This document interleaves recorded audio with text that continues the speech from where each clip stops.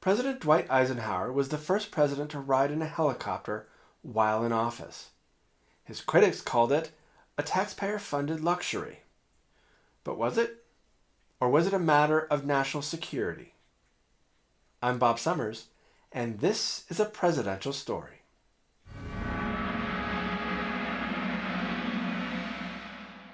The U.S. Army took possession of their first helicopter, a Sikorsky XR-5, in 1942. But it wasn't until the Korean War that helicopters started to gain greater usage.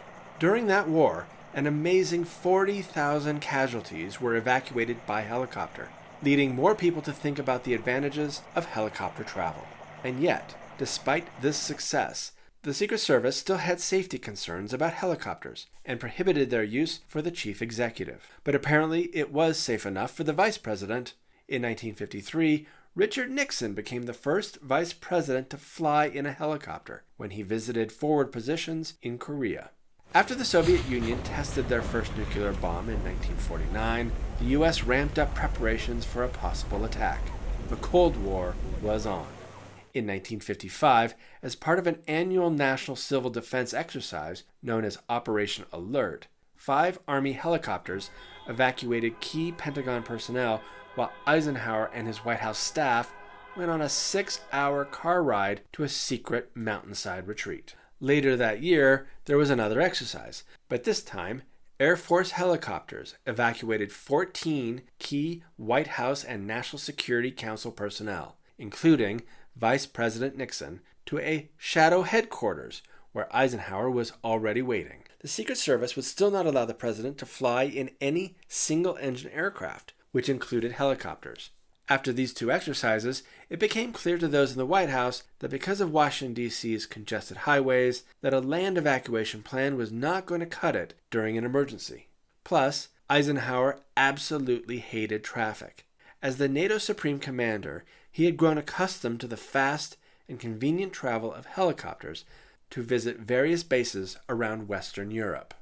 He also hated the traffic jams he created for others when traveling as president. His loathing of traffic and the impact on military preparedness led him to create the interstate highway system, which seems ironic today.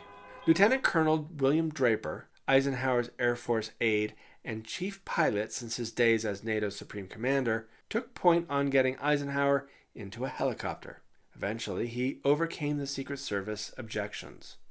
The Secret Service's most important criteria when selecting a helicopter was obviously safety. Because of this, they selected the Bell Ranger, which had the military designation H-13J. The H-13J could accommodate 2 passengers, had a range of 150 miles, and was fairly slow, with a top speed of 100 miles per hour. Also, without some of the necessary and important instrumentation, it was hazardous to fly at night.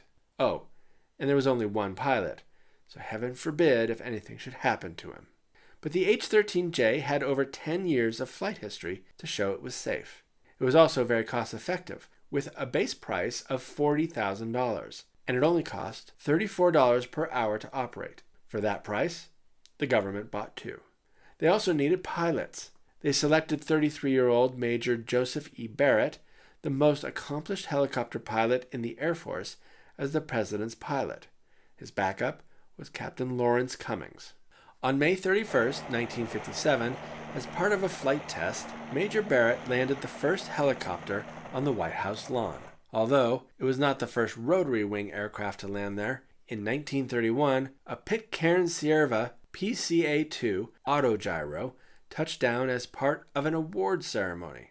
July 12, 1957 was the big day. At 2:08 p.m., after all the photo ops, Major Barrett lifted off with the president and the head of his Secret Service detail and proceeded to an undisclosed evacuation site at an altitude between 500 and 700 feet above the ground. Captain Cummings followed behind in the second helicopter with the president's personal physician and a second Secret Service agent. Since this was technically still part of an evacuation exercise, there were 6 larger helicopters that took 20 key staffers and pool reporters to the same location.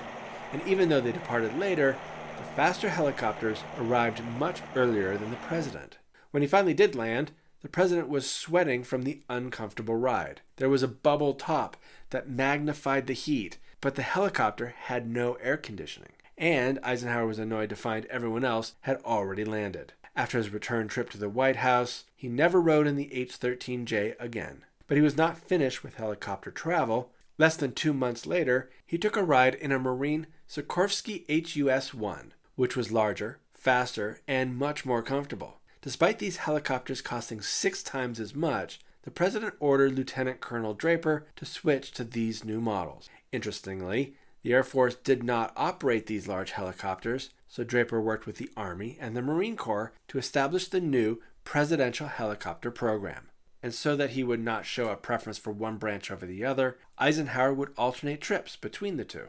This continued until the Ford administration, when President Ford eliminated the Army's Executive Flight Detachment to save money. And this is why today the president's helicopter is called Marine One. They were the last military branch standing. Speaking of helicopter expenses, soon the press started to question Eisenhower's helicopters as a presidential luxury funded with taxpayer dollars.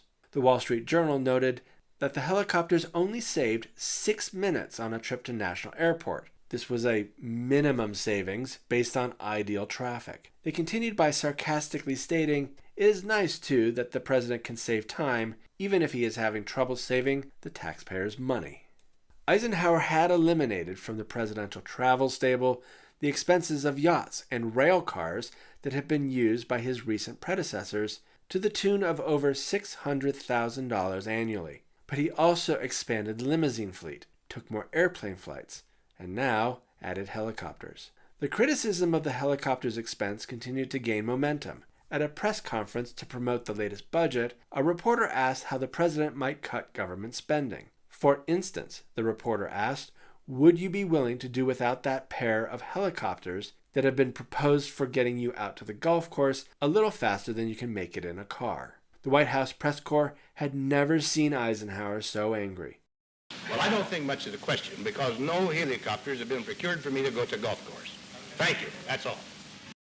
But eventually, Eisenhower was using the helicopters to go golfing, and the press kept up the pressure. Until that is, Press Secretary James Hagerty finally announced that the helicopters were essential for the rapid evacuation of the president in case of nuclear attack. Why it took so long to share this critical reasoning is unclear, but immediately the press changed their tune, and all was forgiven.